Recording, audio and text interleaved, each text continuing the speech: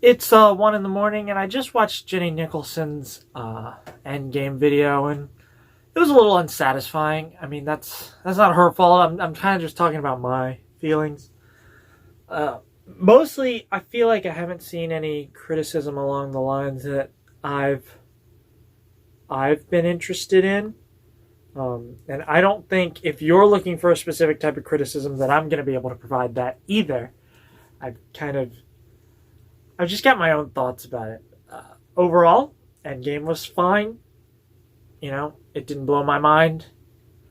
Um, it was an okay end to a long running series. They didn't blow it, at least. But, um, I don't know. A lot of it was just fine. A lot of people have problems with Hawkeye throughout the whole series. They're just like, he's useless or making fun of him. And it's a funny meme, right? But I never understood that. I mean, I thought Hawkeye was pretty cool. Like, yeah, his powers aren't as strong as some of the others. He addresses that in Ultron when he talks to Romanoff, Natasha. No, that's not right. What is her name? It's Natasha Maximoff, the Scarlet Witch. You fool! She played such a little part in this new movie that I forgot her name. Whatever. Um, and I thought he's always played a pretty cool role of like just a person on the team, and he is pretty much the only one who had a family that mattered aside from Ant-Man, and then Tony Stark now. But uh, so I never got that criticism. He's cool. The stuff that they have him doing is always cool. He's always like making a difference, but just in a different way. He's not directly fighting Thanos, maybe, and he shouldn't be. But I don't actually have a problem with that. I didn't like some of the things they did with Thanos in this movie. Like, Thanos was a pretty cool villain. I mean, one of the coolest. He's not beating the Joker, but who could beat Jared Leto, right? but uh, yeah, he was a really cool villain because, like, yes, he was evil. Yes, he was choosing things you wouldn't agree with, but you understood. But they kind of took that away in this one. He gets to this point where I just feel like they ruined it, right? He gets to the point where he's like, I see that no matter what I do, there will be those who, insist on maintaining this broken society, this broken universe. So I'm just going to destroy the whole thing and start from nothing. It's like, well, it really just kind of turned you into straight up evil, right? They movies always have to do this thing. Someone can't just be a villain who is right? They gotta show this character flaw that makes them wrong ultimately. So it's like, yes, he might be right that half of the population should die to save the universe, but one time he parked in a handicap spot and he wasn't even handicapped, right? Like, they'll just add something and you're like, oh, no, no, no. He's evil because of this, and that just bled over into his ideals. And we assume that those are wrong, even though we can't actually take fault with them. I'm not saying that you can't take fault with Thanos wanting to kill half the population. You can, but they didn't address that. They just were like, you know what? He's full evil now. Good luck. So I didn't like that.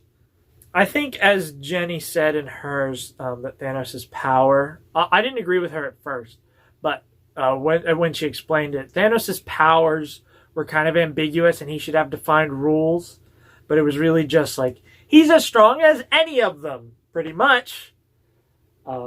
So, I mean, the only time the rules really came into play were with Captain Marvel, where he had to take out the Power Stone to punch her, to have enough power to punch her. But they were doing a lot of writing around Captain Marvel the whole movie. I mean, just like, she's not here, she's busy. Sorry. Somehow she always comes in at the right moment, but she's not all-knowing. I guess you could explain that away. Like, she was gone somewhere in the universe, and then they unsnapped, and the people came back, and she said, "Oh, whoa, something's happening on Earth. I gotta get back." I guess that makes sense. That's all right. I'll let that. I'll let that ride. Some of the jokes really fell flat. Like, it wasn't as funny of a movie. I mean, that's just really minor criticism. But, like, when Ant-Man mistakes Die Hard for being a time travel movie, I was like, what? Like, was that a joke? I felt like I didn't get it. And there were a couple like that. That's the only one I can think of off the top of my head, but I liked Fat Thor. I only liked Fat Thor because he was fat the whole movie. That is commitment to the joke. Even when he gets super cool to fight Thanos, it's just like he's just got a braided beard and armor that kind of hides his fatness, but he's still Fat Thor. I thought that was good. It was like just kind of a running the same fat joke, but I thought it was fine that way. Something that the first Avengers got right, and that this one just ignored, right, was Hulk. Like, Hulk has this transformation that happened off screen where he decided, they kind of resolve the problem with Hulk in Infinity War 1 with just 5 years later, he's all better, right? And not just he's all better, he's Bruce Banner with green skin, really. And that was my problem with this. Not that, like, I think having him be like, okay, he's living in green all the time, he's normal for the most part.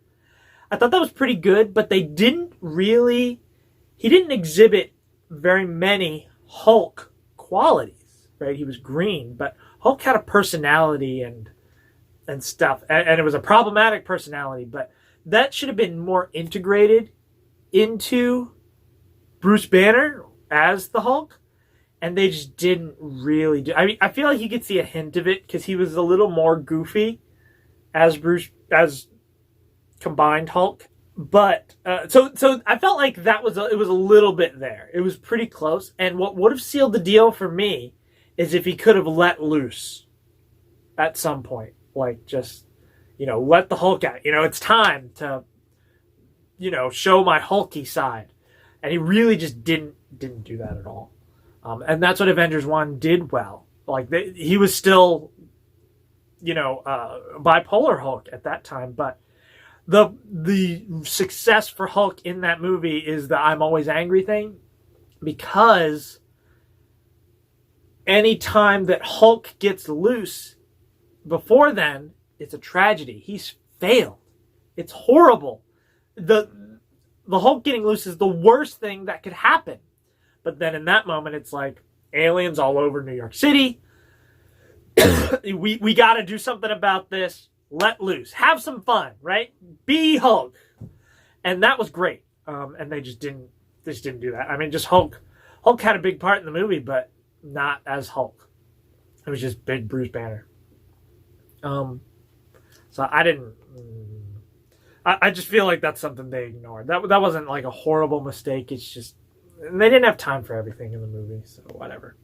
I feel like this just so because this movie is fine, I don't think it's as good as Civil War, which is my favorite of all of them. Thor Ragnarok's pretty good, but that's like less serious and more fun. Civil War is like the dramatic height of this universe, in my mind. And and so this movie just didn't address any of that, other than at one point Tony's like, I was right, we needed a suit of armor around the world. And first of all, that's an unsatisfying conclusion to that debate, because he was wrong. I mean, I feel like most people felt he was wrong. But that was the thing about Civil War, is it had the best villain ever and a great hero as well. Because the villain was Tony Stark. Tony Stark was the villain. I mean, yeah, someone was manipulating them and whatever, but Tony Stark was the one who was wrong overall. I feel like most people would agree. A lot of people would be like, just why can't you get along? But like, it really set up this believable conflict between two people who are trying to do the right thing, and it was amazing. And it was like, I saw Tony Stark, and I'm like, you're wrong. Like, you can't just sacrifice your ideals and this many personal liberties for safety. But I get it. I know why you want to do it, and it was beautiful. And then they had the split where Captain America and what really was good about it was Captain America 1, boring, right? Captain America 2, he's cool, all right, good movie. But then Civil War, he's the leader. He's the most reasonable one of the Avengers. He is Captain America, right? That it really sold him as, this is why this is the guy we have to trust. This is why Tony Stark is not leading the Avengers, because he makes bad decisions sometimes, right? He's trying his best, but you know, he's letting go of one thing while he's grabbing the other, you know? But we all know that Captain America can grab a helicopter and the building and hold them both together, right? So, and I don't know. That was, and so the fact that they didn't address that, they indicated that Tony was right when he wasn't. I mean, yeah, some bad stuff happened and they did need a suit of armor around the world, but sacrificing everything wasn't the right answer. And you know, we don't know what kind of universe that would have led to, but I don't think it would have been a better option. And yeah, I didn't like that. So, I mean, that's pretty much it for that. And then my final thought, I think, my final thought, and I don't know how many people are going to agree with this, or how many people, maybe you'll agree with me, but you will think that I'm just being like a baby and I want a happy ending, but Tony Stark didn't deserve to die. And I say that not because I'm a big fan of Iron Man. Obviously I am. He's great. But he didn't deserve to die because he suffered the most in all of these movies. You know, from Iron Man 1, he's suffering with like his father's legacy and these weapons, and that's what's the turn, is that he wants to do good in the world. And then, you know, Avengers, right? I mean, Iron Man 2, nothing really happens. Avengers, he sees the horror that's coming. He sees Thanos. He has like a premonition type thing, right? And he spends all of Iron Man 3 dealing with that and suffering. He's got like this PTSD thing going on. And it's because he knows he needs to do something, but he feels utterly incapable of doing anything. And then Civil War, he has to make the decision to fight his best friend. We're going to call Captain America his best friend. One of his best friends. He has to turn against in order to save the world for the greater good. And he's wrong, but like, he made that decision. He's suffering the whole time. And you can see it because he's talking to Cap and he's like, come on, man, I need you on board with me here. I don't want to fight you, but I have to. I have to do this right. We have to do something. And again, like I said, I think he's wrong, but you can see why he's doing it. And then Infinity War 1, he loses everything. He knew it was coming. He tried his hardest. He did what he could, and it wasn't enough. And then, you know, he gets this little girl a second chance to save everybody, right? He decides to take it and risk everything. And then he wins, but dies. And it's just like, I can see how that's a beautiful ending, but I feel like it's a little unfair that he didn't get to live a happy life. You know, he didn't get a chance. I mean, you could say he had a chance in the 8 years or 4 years. I don't know how old his daughter was. 5. right? I guess 5 because 5 years later, 4 or 5. I mean, I guess, but man, I don't agree with the decision to do it. I know they had to end his movies, right? And there's nothing you can do to stop Tony Stark, so they had to kill him, and they had this whole like now you can rest thing. But I mean, even if you paralyzed him, he'd make robot legs like he did for Rhodey, right? It just doesn't matter. But they needed. There's a spider on me. They needed to write something. These writers need to show how you can walk away and live a healthy life. And Captain America did that. I'm very satisfied with what they did with Captain America. I'm very satisfied. I know a lot of people are upset because he could have kept going or whatever, but he walked away. That's what he needed to do. And maybe he learned that from Tony, and that's beautiful in its own way.